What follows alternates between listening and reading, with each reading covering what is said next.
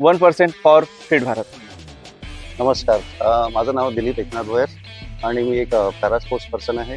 मला फार त्रास व्हायचा चालायसाठी, तर मला माझ्या घरचे घेऊन जायचे किंवा मित्रांसोबत जावं लागत होतं. तू सगळं काय करू शकतो मला, तू ट्राय कर. ही गोष्ट माझ्या डोक्यामध्ये फिट झाली. घरी इथे अंबाझरीला जेव्हा मी येत होतो तेव्हा मला बाकीचे लोक भेटले. त्यामध्ये मला स्पेशली भेटले तरारे सर. तर स्वतःसाठी का होईना 45 मिनिटं एक तास स्वतःला द्यावं. गुजरातला जेव्हा तेव्हा मला असं वाटलं नव्हतं की मी 5 किलोमीटर करेल स्विमिंग समुद्रामध्ये. पण मी पाठी तिथूनच मला कॉन्फिडन्स झाला आणि मी आता प्रत्येक वर्षी मुंबई असो, गुजरात असो, मालवण असो, सगळीकडे मी स्विमिंगसाठी जातो. 2022 आणि 2023 सलग 2 वर्ष मी ते चॅलेंज ऍक्सेप्ट केलं 30 दिवसाचा. ओके.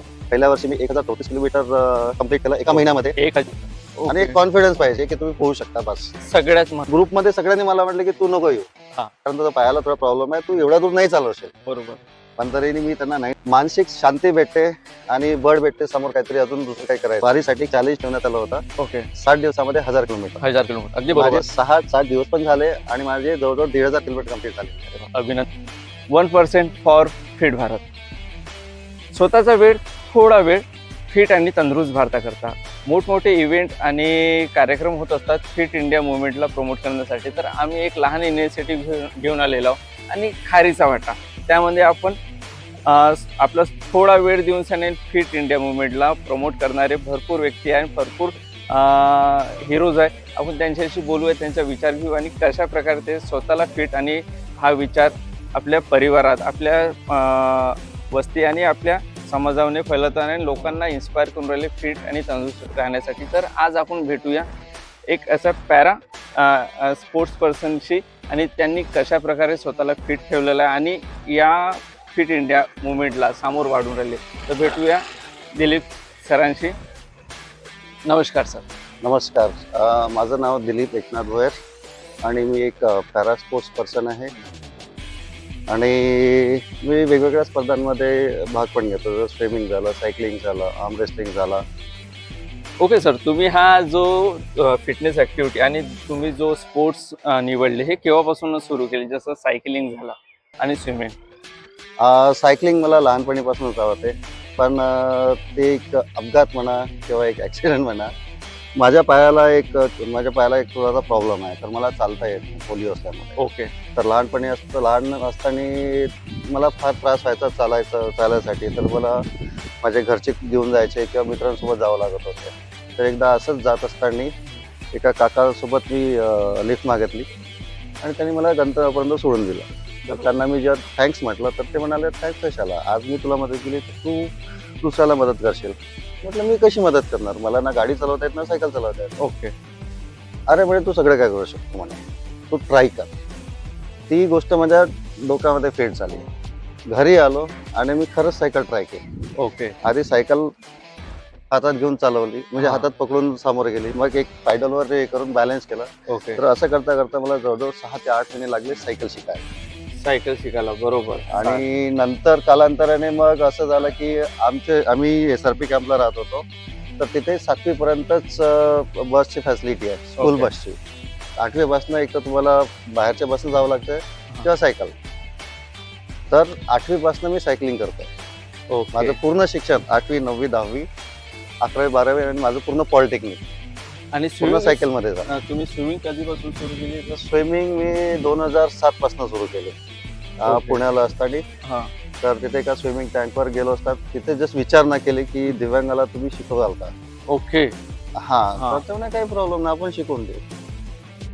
आणि सर तुम्ही जसं सांगितलं की तुम्ही दिव्यांगाला शिकवता का, तर हा असं ते प्रकार वेगळा असतो का, म्हणजे त्यांना शिकवण्यासाठी काही अडचणी येतात का? जसं आता तुम्ही ॲज अ टीचर नागपूरमध्ये ॲज अ टीचर दिव्यांग काही स्पेशल स्पोर्ट्स त्यांना मुलांना शिकवतात, तर त्याबद्दल काय सांगाल सर तुम्ही? हा, ॲक्च्युली मी इथे स्विमिंग पूलवर माझ्याकडे जवळजवळ 6 ते 8 मुलं आहेत जे दिव्यांग आहेत, फिजिकली हँडिकॅप आहेत, मेंटली चॅलेंज आहेत.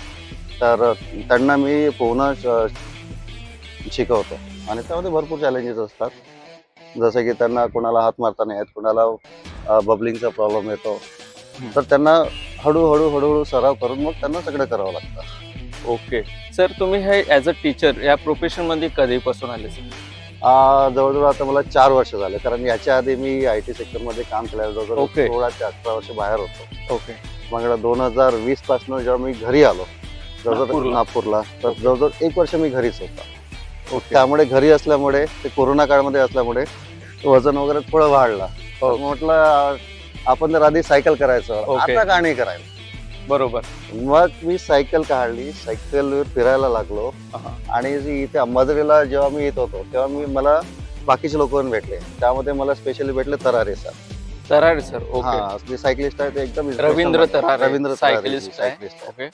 मी त्यांच्या ग्रुप सोबत जॉईन झालो हा. आणि त्यांच्यासोबत बरेच इव्हेंट आम्ही केले. ओके. छान. सर, रवींद्र तरारे किंवा टायगर ग्रुप ऑफ ॲडव्हेंचर याबद्दल काय सांगाल सर तुम्ही? रवींद्र तरारेजी, अतुल तपासेजी हो, आणि हो. टायगर ग्रुप ऑफ ॲडव्हेंचर हे सगळ्यांना नेहमी चांगलं मार्गदर्शन करतात आणि जेवढे पण इव्हेंट असतात सगळीकडे आम्हाला इन्व्हाइट करतात. आणि तर जसं आता भरपूर लोक म्हणतात की माझ्याकडे स्वतःसाठी वेळ नाही किंवा फिटनेस तंदुरुस्त राहण्यासाठी किंवा फिटनेस ॲक्टिव्हिटी करण्यासाठी वेळ नाही आहे आणि मी हे कसं करू, तर त्यांच्यासाठी काय सांगणार सर? नाही, खरं सांगतो तर हा सगळा आळशीपणा आहे. ओके. तो आळशीपणा आपल्याला काढून टाकावा लागणार आहे. आणि हा कसं जाईल सर? या करता काही? त्यासाठी सकाळी तुम्हाला थोडं लवकर उठावं लागेल आणि स्वतःसाठी का होईना 45 मिनिट ते 1 तास स्वतःला द्यावाच लागेल. द्यावाच लागेल. त्या कालावधीमध्ये तुम्ही काही पण करू शकता. एक तर वॉकिंग करू शकता किंवा सायकलिंग करू शकता किंवा योगा करू शकता. मी तुमचे पोस्ट बघितले आहे सोशल मीडियावरती. तुम्ही स्विमिंग करता बाहेर शहरामध्ये जाऊन पण. जसं मी गुजरातच्या तुमचं स्विमिंगच्या इव्हेंटबद्दल बघितलं होतं आणि मुंबईबद्दल पण बघितलं होतं. तर त्याबद्दल काही गोड आठवणी किंवा काय अनुभव होता सर तुमचा? मी पहिल्यांदा गुजरातला जेव्हा गेलो तेव्हा मला असं वाटलं नव्हतं की मी 5 किलोमीटर करेल स्विमिंग समुद्रामध्ये. पण मी पार्टिसिपेट दोन्ही याच्यात केला. पण पहिल्या दिवशी मी जेव्हा 1 किलोमीटर कम्प्लीट केला तेव्हा मला थोडा कॉन्फिडन्स आला की मी करू शकतो. आणि Okay. दुसऱ्या दिवशी पण 5 किलोमीटरची स्पर्धा होती, त्यातही मी सहभागी झालो आणि मी पूर्णपणे यशस्वीपणे ते 5 किलोमीटरचं अंतर कापला समुद्रामध्ये. समुद्रामध्ये. आणि तिथूनच मला कॉन्फिडन्स आला आणि मी आता प्रत्येक वर्षी मुंबई असो, गुजरात असो, मालवण असो, सगळीकडे मी स्विमिंगसाठी जातो. अरे वा. समुद्रात स्विमिंग करणे आणि स्विमिंग टँकमध्ये यात फरक आहे? भरपूर फरक आहे. समुद्रामध्ये स्विमिंग करणं खूप इझी आहे. ओके. खूप इझी आहे कारण म्हणजे. इथे लेनचं हे येतं, डिस्टर्बन्स येतो. ओके. लांब पल्ल्याच्या याच्यामध्ये का तुम्ही निघाले म्हणजे आरामात जाऊ शकता, ओके. तुम्ही थकत नाही. ओके. माझा विचार होता की स्विमिंग टँकमध्ये स्विमिंग करणं, कारण मी स्विमर नाही किंवा त्या ह्याच्यात अजून मी आलेलो नाही, ॲज अ सायकलिस्ट मी आहे. तर हा माझा विचार होता की समुद्रात हे खूप कठीण आणि स्विमिंग टँकमध्ये नाही नाही नाही, चुकीचा भ्रम आहे. ओके. सर, तुम्ही हे जे फिटनेस ॲक्टिव्हिटी करता यामध्ये तुम्हाला अचिव्हमेंटमध्ये काय मिळालं असं सर तुम्हाला? अचिव्हमेंटमध्ये बघाल तर मी वेगवेगळ्या स्पर्धामध्ये पण भाग घेतलेला आहे. ऑनलाईन स्पर्धामध्ये जे व्हर्च्युअल स्पर्धा असतात, त्यामध्ये प्रत्येक जवळजवळ 4 ते 5 स्पर्धामध्ये मी मोस्ट कन्सिस्टंट रायडर राहिलेलो आहोत. 31 दिवसाचे चॅलेंज असतात ते आणि पूर्ण करावं लागतं, पूर्ण 31 दिवस. ओके. तर पुसदची एक संस्था आहे, ती दरवर्षी चॅलेंज देत असते 30 दिवसाचा. तर तसे मी 2022 आणि 2023 सलग 2 वर्ष मी ते चॅलेंज ऍक्सेप्ट केलं 30 दिवसाचा. ओके. पहिल्या वर्षी मी 1034 किलोमीटर कम्प्लीट केलं एका महिन्यामध्ये 1034 किलोमीटर. आणि दुसऱ्या वर्षी 994 किलोमीटर मी कम्प्लीट केलं सायकलिंगमध्ये. त्यासाठी मला त्यांनी ट्रॉफी, मेडल आणि मोस्ट कन्सिस्टंट रायडरचा अवॉर्ड पण दिलेला आहे. ओके. वाव. सर, त्यावेळेस तुमची सायकल कोणती होती सर? माझ्याकडे अजूनही माझी सगळ्यात जुनी माझी प्रिय सायकल आहे. नॉट गिअरवाली? नॉट गिअरवाली, बिलकुल ओके. नाही. Single gear single gear cycle. Cycle. आणि त्या सायकलने सरांनी हा पूर्ण प्रवास पूर्ण केला आणि स्वतःला कन्सिस्टन्स ठेवून एक अचिव्हमेंट पूर्ण केला. तर आपणही करू शकतो. जसं माझ्याकडे महागाची सायकल, महागाची नाही म्हणलं पण ॲज अ गिअरवाली सायकल आहे, ते मी पण सरांनी साधी सायकल हे करून ते हे केलं. सर, स्विमिंग करताना कोणत्या काळजी, जसं ॲज अ सायकलिस्टमध्ये मी रिफ्लेक्टर आणि हेल्मेट हे करतं, तर स्विमिंग करता कोणत्या काळजी ह्या नवीन व्यक्तीने घ्यायला हवा? नाही, स्टार्टिंगला थोडी काळजी घ्यावी लागते. जोपर्यंत तुम्ही फ्लोट करत नाही, पाण्यावर तरंगत नाही, तोपर्यंत काळजी घ्यावी लागते. मग एकदा तुम्हाला फ्लोटिंग आली, ब्रिदिंग आली प्रॉपर, तर मग त्यानंतर तुम्हाला काही प्रॉब्लेम नाही का. आणि एक कॉन्फिडन्स पाहिजे की तुम्ही पोहू शकता, बस. सगळ्यात महत्वाचं महत्वाचं म्हणजे कॉन्फिडन्स पाहिजे का पाण्यात उतरल्यावर हा. आपण काहीतरी करू शकतो, म्हणजे पोहू शकतो, बुडणार नाही. बोल. आणि यामध्ये काही इक्विपमेंट असं गरजेचे असतात का?